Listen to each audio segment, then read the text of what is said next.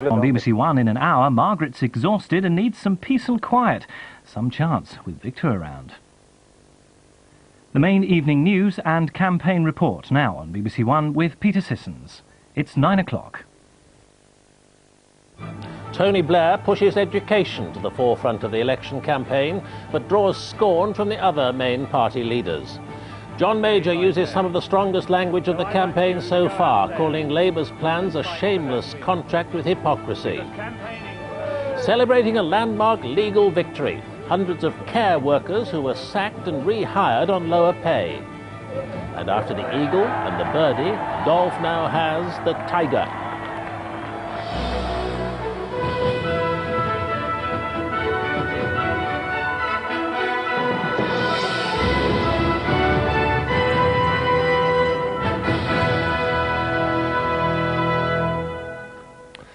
Good evening. The language of the election campaign changed in tone tonight as John Major denounced Labour's education policy and in particular Tony Blair's decision to send his son to a grant-maintained school.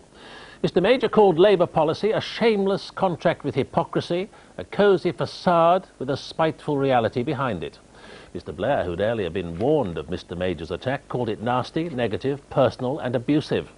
The Labour leader had begun the day by setting out a 21-point plan in a keynote education speech. Our political editor, Robin Oakley, reports. Fielding unexpected questions is part of the job for politicians. Do I see him? Yes, I see him from time to time. But Labour's leader and the Prime Minister aren't exactly crossing paths at the moment. Mr Blair was at St Luke's Infant School in Wolverhampton to meet Lisa Potts, the heroine who protected children from a machete attack, and to draw attention to today's key speech on education, in which he reaffirmed 21 policies, including cuts in class sizes, new reading and numeracy targets, and a guaranteed nursery place for all 4-year-olds. Standards, not structures, he said, were what counted. We must establish the principle that failure of schools is no longer acceptable. To coin a phrase, schools should have zero tolerance of failure. We will ensure, too, that there is a closer connection between identifying schools in difficulty and then supporting them in the improvement process. And we will not be afraid to close schools which have gone beyond saving, and we will, if necessary, establish new facilities with new leadership on the same site. Mr Blair pledged grammar schools would stay where parents wanted them. Grant-maintained and church schools would prosper. He signalled that bad teachers would be weeded out and lifelong learning encouraged. And if this election should be about anything, it should be about the subject of education. And for people who say to me, where is the Labour's passion for social justice? Then I say to them, education is social justice. Education is liberty. Education is opportunity. The Prime Minister and his party are accused by Labour of negative campaigning, but that didn't deter Mr Major, in a speech in Plymouth tonight, from declaring the 20 worst councils in Britain for education standards were Labour-controlled. He castigated Mr Blair and his party for opposing all the Tory education reforms. Labour were against the curriculum, against tests, against independent inspection, against grant-maintained schools, against parental choice, against performance tables, and now they have the audacity to chirp on that they believe in standards. Labour have about as much right to talk about standards in education as Donald Duck has to give lessons in plain speaking. Once again, he assailed Labour's leader for choosing to send his own son to a grant-maintained school. He insisted Mr Blair's policies would end such schools and deny other parents the same opportunity. The truth is, what he wants for his own children, he doesn't want for yours. What he has for his children, he wants to take away from yours. That is the reality of Labour's education policy, and let everyone in this country understand that. Do Labour really think the British people can be taken in like this? Labour's policy is a shameless contract with hypocrisy. The Prime Minister's playing it hard. The Tories say Labour are carping at negative campaigning because they can't take criticism, and that individuals are fair game when there are hard examples. Labour say the electors are being turned off by personal attacks and tit-for-tat politics. They say Mr Major will suffer for letting himself get mixed up in it. We'll know on May the 2nd who was right. Robin Oakley, BBC News, Westminster. In a speech tonight, the Liberal Democrat leader, Paddy Ashdown, said that Labour and Tory pledges on education were meaningless unless backed up with funding commitments. Promises with a hole in the middle, he called them. The Liberal Democrats have promised to spend an extra £2 billion a year on education by raising a penny on income tax. Our political correspondent Carolyn Quinn reports. It's a message Paddy Ashdown regards as vital to hammer home, even at rallies like this to the converted. The Liberal Democrats' claim is that as the only party prepared to put its money where its mouth is by raising taxation to fund education, it alone can be trusted. From Mr Ashdown tonight came a familiar mantra on investment, cutting class sizes and providing nursery education for all 3 and 4-year-olds. Anyone can say education, education, education. But what matters to parents and teachers and pupils is resources, resources, resources. And unless you will provide that, these are empty words and, whatever the sincerity, hollow promises. Right. Mrs. Bootsy's woolly in the garden. What are you doing in my garden, she shouted. Much of Paddy Ashdown's campaign has focused on spelling out the education message for young and old. To critics who say there are no guarantees from the Liberal Democrats, Mr Ashdown insists that tax rise proceeds would be ring-fenced for education and an independent watchdog would check on their progress. The National Audit Office and the Audit Commission brought together to monitor on your behalf every extra pound, every extra penny that we invest in education, health and the other public services. Paddy Ashdown sincerely believes that his education policy sets his party apart from the rest and strikes a chord with the electorate. The danger is, though, that while people may like the sentiments, they may still decide to look elsewhere for the benefits without the costs. Carolyn Quinn, BBC News, with Paddy Ashdown's campaign. All the parties see education as a key electoral battleground. This is the detail of their policies. The Conservatives alone want to extend selection in schools. They'll pursue their aim of a grammar school in every town. All schools will be allowed to select some of their pupils, and schools will be given more control over their budgets. Labour says education is its #1 priority, with an emphasis on cutting class sizes.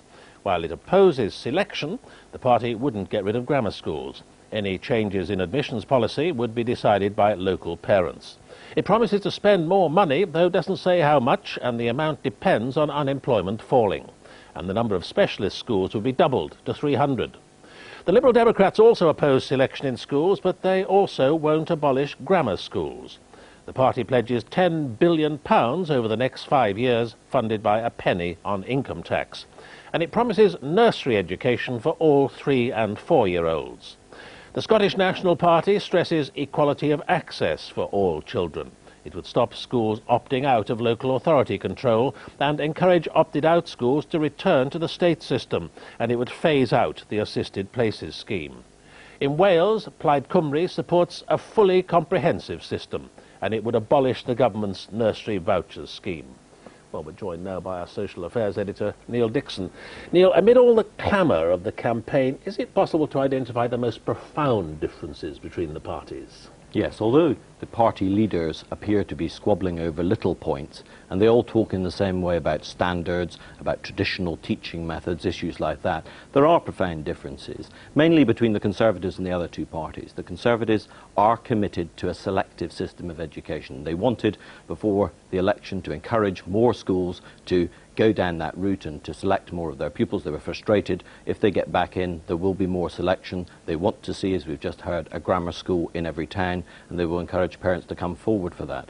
Both Labour and the Liberal Democrats are basically hostile to the idea of academic selection. They probably won't abolish the grammar schools, but they want to see the comprehensive system retained. How far have the parties come in developing education policy in recent years?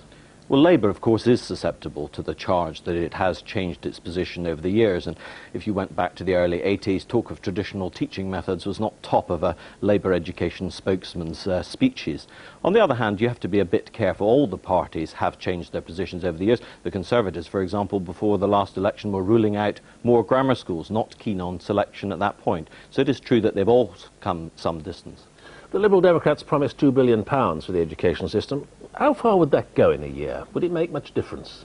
It would make a difference. It's not a drop in the ocean. It's a significant sum of money. So it means that for an average secondary school, they might be able to employ 3 more teachers. It does also mean, for example, they'd be able to buy more books and equipment. So it would be a significant release of pressure that is currently on schools.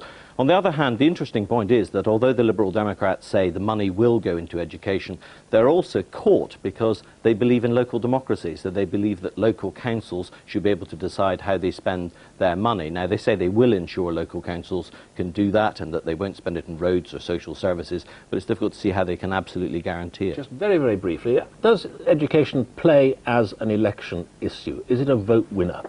It will be a vote winner for some people, but I think if you take health, education, crime, all these issues form in people's minds before they move their cross from one candidate to another. It's unlikely for most people to be one thing. It's likely to be a combination of things, the most important of which is trust. Niall Dickson, thank you. The party leaders also clashed today over the future of Britain's fishing fleet. As European ministers met to discuss plans to cut the size of catches, the Prime Minister said he'd disrupt a European summit in June if foreign boats aren't prevented from buying British fishing rights. Labour and the Liberal Democrats have also said they'd be prepared to use Britain's veto if agreement isn't reached. Our political correspondent Jon Sopel reports.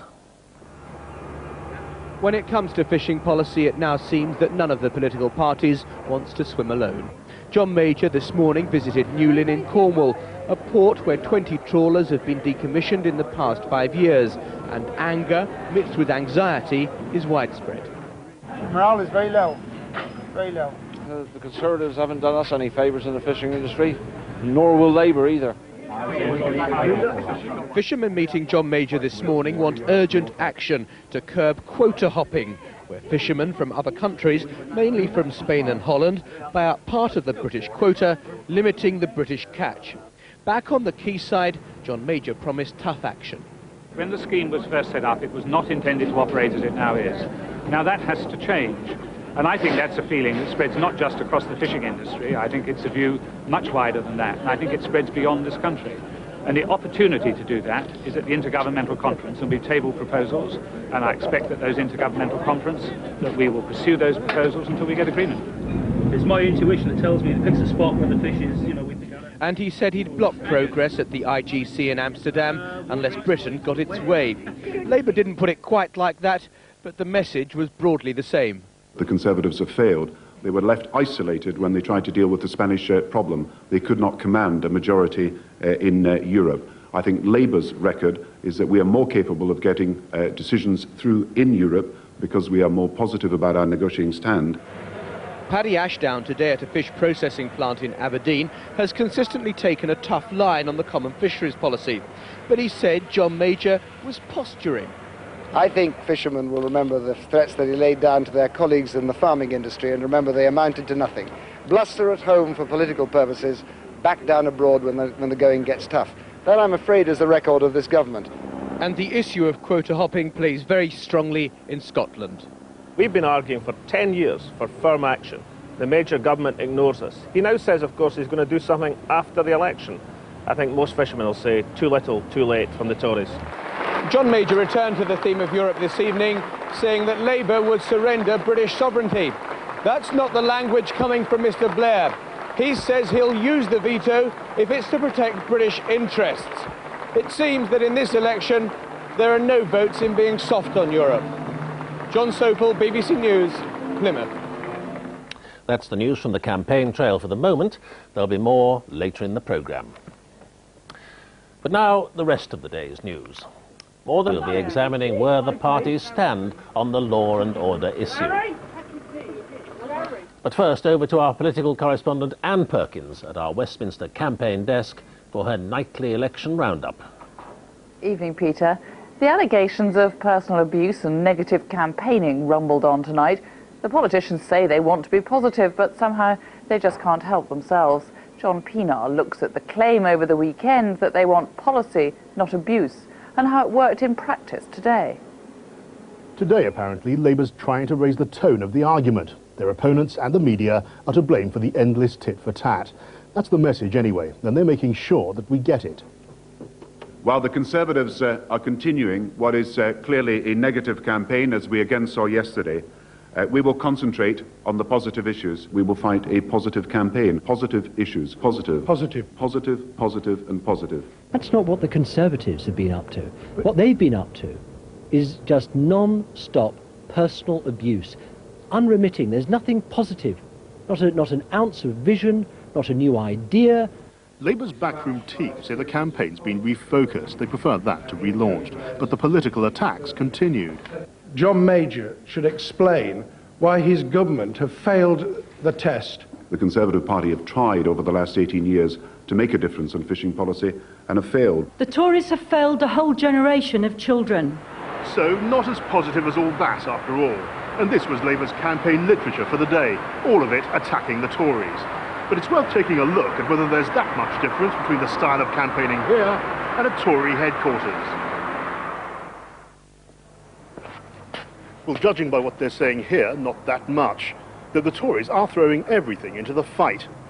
This is what they've had to say about policy today. These are the attacks on the opposition. Of course we're going to carry on raising those questions, and we're going to carry on putting forward our positive agenda. And no backing off? There'll be no backing off from a very effective campaign. Like this analysis of Labour's education policy. Is hypocrisy, hypocrisy, hypocrisy. Labour's policy is a shameless contract with hypocrisy. As for the Lib Dems, they're poking fun at everyone. Positive campaigning in a negative sort of way. If we've allowed ourselves to attack the other party, it's generally been with some humour and style. As we approach the last 2 weeks of the campaign, I hope we're going to see everybody trying to move onto a ground where at least we discuss issues instead of personalities. The parties are often told the voters don't like negative attacks. That doesn't mean they don't work. All the parties say they want to discuss the real issues. Negative campaigning is what the other side does. On that very positive note, thank you very much. Conservative Central Office has disowned a Tory leaflet that claimed Sinn Féin wants you to vote New Labour. The leaflet was issued by local Conservatives in Darlington, but after complaints from Labour and the Liberal Democrats, Central Office called it a freelance operation and an apology followed. Liberal Democrats in the Cheshire constituency of Tatton have voted to back the independent anti-corruption candidate Martin Bell against the Conservative Neil Hamilton, who faces sleaze allegations. It was thought that some party members would oppose their own candidate making way, but the vote was unanimous. Labour withdrew its candidate last week. The former boxer Terry Marsh, who was standing for the Liberal Democrats in Basildon, has stepped down after being charged with deception offences. Mr Marsh was adopted for the Essex seat last November. Tonight he vigorously denied the charges, which relate to a student grant application. The Liberal Democrats now have just 48 hours to find a new candidate. The former Labour leader Neil Kinnock, now a European Commissioner, has finally been found out on the campaign trail after rumours he was being kept entirely away from the public gaze. He was in Docklands in London, almost within handbagging distance of his old adversary Lady Thatcher, campaigning on the edge of London. She found herself, again, visiting constituencies where Tory candidates share her scepticism about Europe. 20 years ago, we had to do those all with manual operations. And in fact, Lady Thatcher was introduced to a machine that replaced 250 jobs. Now there goes a real Prime Minister, said one of the remaining workers as Lady Thatcher swept past. Soon, she was an expert. Well, this hook is yeah, the way deep and each one rounder is than that one. The way that And the it's meant heads to be are like set, that. yeah, they come out differently, yeah. This was billed as a non-speaking visit, but she was persuaded to talk about the dangers of a TV debate between the party leaders. I never wanted to put my own reputation at stake in a rather artificial debate in case half a sentence was not quite right and your whole reputation depended upon it. OK, are we going to walk up together? Almost within haranguing distance, Neil Kinnock, the former Labour leader, was lending his voice to a campaign for a Blitz Memorial Park. It was his first jaunt on the campaign trail. There are rumours that he's not considered voter-friendly enough to be allowed out by the spin doctors. Well, you read that in the Daily Telegraph and in the Sunday Express. I would actually... I didn't need to read it to think it, Neil. Oh, well, OK. Well, if that's what you thought, then you could have checked with me, as you're now doing. And then I could have told you any time in the last 6 months that I'd made a decision about the nature of my engagement in this election campaign, that my job was going to have to come first, that I would campaign, but clearly anything I did would have to be fitted around my job. He trudged off across the wasteland to pose for more photographs. OK, lads, he said, I can write the captions myself. Labour, accused in some quarters of pinching Tory policies, has now pinched one of the Tories' dearest images, the British bulldog. In tomorrow's party election broadcast, a not very distant echo of a recent Tory one involving a weeping lion called King, the bulldog is seen slumbering until stirred by a series of pledges from Tony Blair. Give Tony Blair your mandate on May the 1st and let him give Britain back its sense of purpose. Ought to be a poodle, say the Tories. That's it from us. Back to you, Peter. And Perkins. The politicians say that crime is a key election issue, with the Conservatives claiming to be the traditional party of law and order. But in recent years, Labour have been challenging them with their slogan, tough on crime, tough on the causes of crime. On youth crime, Labour say they'll halve the time it takes to get persistent young offenders from arrest to court.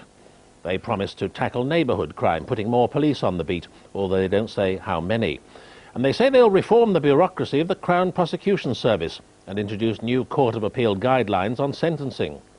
The Conservatives, too, emphasise cutting juvenile crime with the introduction of parental control orders, giving the courts powers to target parents who won't control their children. They say they want safer communities, with 5,000 extra police constables over the next 3 years and 10,000 closed-circuit television cameras. And they promise to introduce minimum sentences for persistent burglars and drug dealers. The Liberal Democrats are offering a less punitive programme concentrating on crime prevention. They want to encourage the use of community sentences as an alternative to prison, which they say will reduce reoffending. They promise to increase by 3,000 the number of police officers on the beat in the first year by spending £60 million. And they want what's called restorative justice, where offenders compensate their victim for the damage they've caused. The Scottish National Party say they support a zero-tolerance approach to crime, but advocate flexible sentencing and alternatives to prison. They pledge to introduce a total ban on all handguns. Plaid Cymru proposes introducing 2 separate police forces, one locally controlled and a second for more serious matters. And they say they'd curb drug use by giving the police and customs extra resources. Our Home Affairs correspondent Jane Peel has been to Essex to look at what effect the party's proposals would have on the fight against crime. Right, so who's got the diamond bag? Well, it's mine. It's yours? Yeah. Right, OK, it's Nick. No, it ain't Nick. Right, OK. On an Essex council estate locals call the Bronx, the police check out a suspected stolen bicycle. The 21-year-old being questioned is one of 3 brothers who've been committing crimes since their early teens. They're just minor players in the world of criminality, but they're well known to the police and their neighbours, and they're not popular with either. Police and politicians agree tackling petty crime and disorder makes the streets safer, although this suspect was later released without charge. His brother has firm views on the causes of crime. How many kids on a council estate do crime? How many kids on a private estate do crime with the parents that are working? The kids on a council estate, parents ain't working on the dole. How do you think they go out and get themselves stuff? It ain't through their parents and that, it's through themselves. A few doors down is a car firebombed 4 days earlier in a motiveless attack. There's little chance of catching the culprits. Less than a fifth of these crimes are solved. It's arson, that is arson. I mean, they shouldn't be let out again, to be quite honest, because they're not just... The car is immaterial. Do you know what I mean? It's the fear that we've now got to live through, me and the children, after it. Victims who live in fear are becoming less tolerant of offenders, and their concerns are being heeded. That fear of crime, which surveys suggest is increasing, has prompted the politicians to move law and order up the political agenda. There's now a growing consensus among the main parties that stronger measures are needed to meet public demand for action on crime. One of the demands is for more constables. PC Foster is the only community policeman for 43 estates. The Conservatives say they'll provide 5,000 more bobbies in 3 years. The Liberal Democrats 3,000 in a year. But it's not a panacea for cutting crime. The uniform foot patrol is important, but it is not the be-all and end-all of policing, and I don't think any police officer would claim that. All too often, the public, the media, demand the single solution, whether it be zero tolerance this month or indeed a partnership approach next month. It is a combination of all these approaches which is likely to be effective rather than pursuing just one.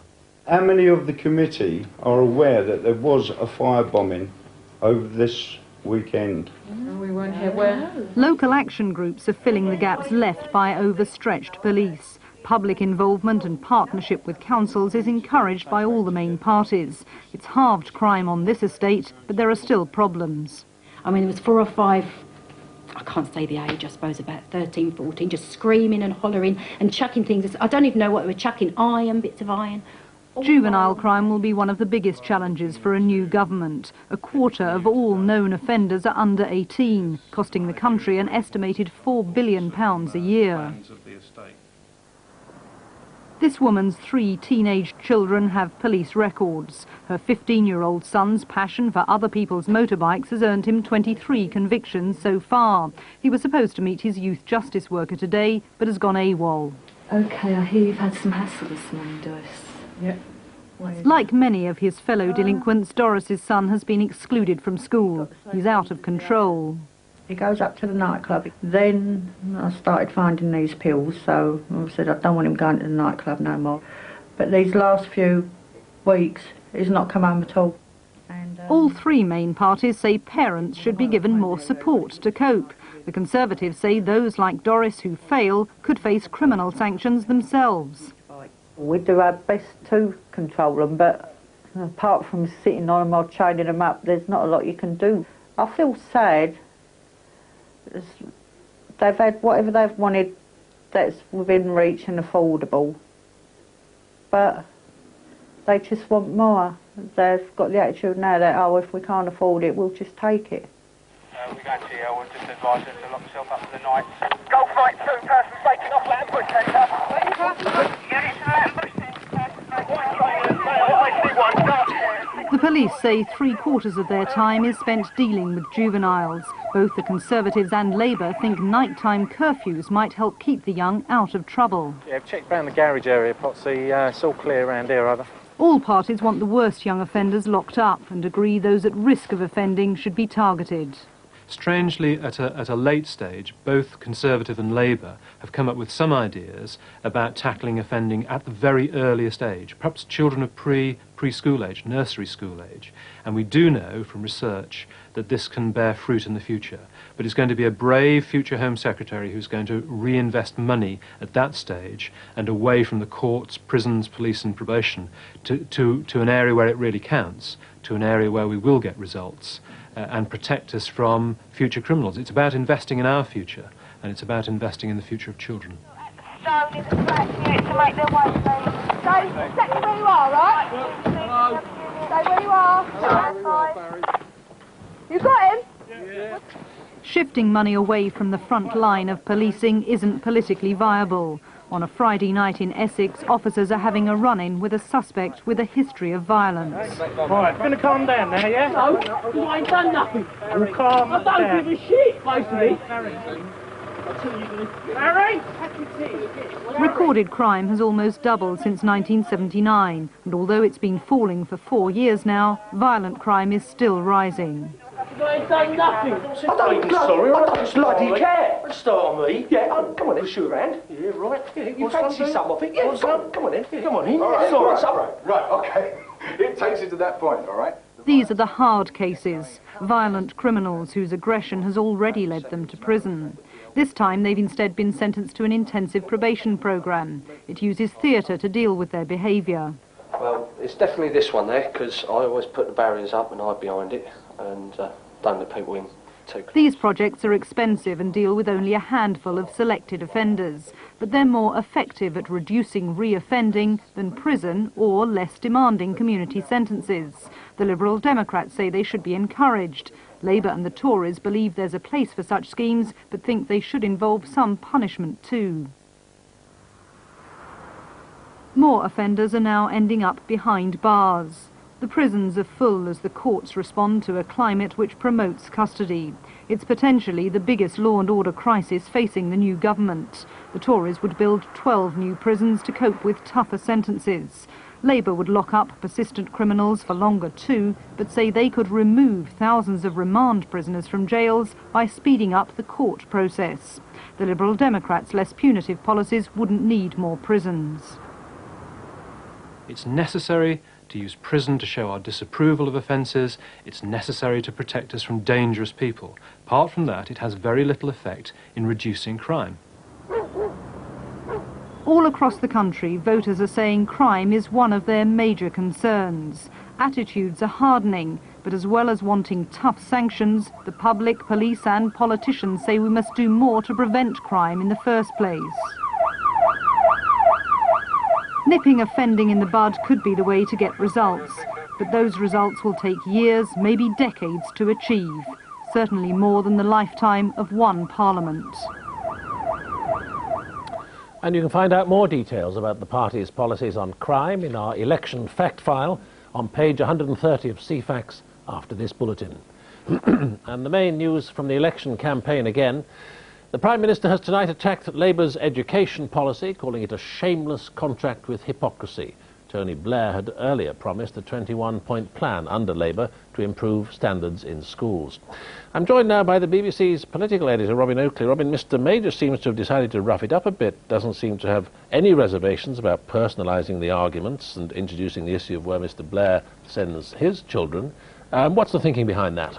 Well, it's certainly been very rough from Mr Major, and he's entirely unapologetic about it. The Tories, I think, feel resentful that they've had to take a lot of attacks over the last 2 or 3 years. It's not long since Mr Blair was at the dispatch box saying to Mr Major, weak, weak, weak.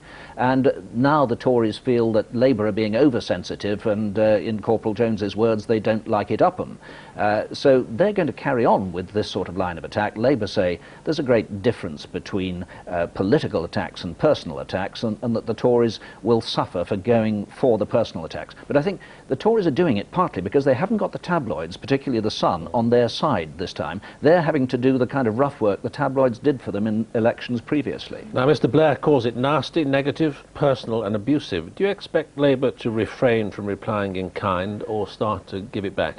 Well, I think Labour will refrain from replying in kind in personal terms. I don't think we'll have Labour suggesting, as the Tories do of Mr Blair, that he's cracking up. They won't be suggesting Mr Major is cracking up, but I think they will go for their own kind of negative campaigning. It was noticeable, as John Pienaar's report said earlier, when we got to the Labour press conference this morning, for all their talk about not going for tit-for-tat politics, there were 3 sheets of paper headlining attacks on the Tories. And when we got down to questioning Gordon Brown about Labour's fisheries policies and what they would do about quota hopping and fisheries policy, it was all, oh well, the Tories have failed on this and they can't be trusted to negotiate in Europe. There wasn't a single line of positive policy. So they're all at it. Robin Oakley, thank you. And that's the news tonight. Newsnight is on BBC 2 at 10:30. From the 9 o'clock news, good night.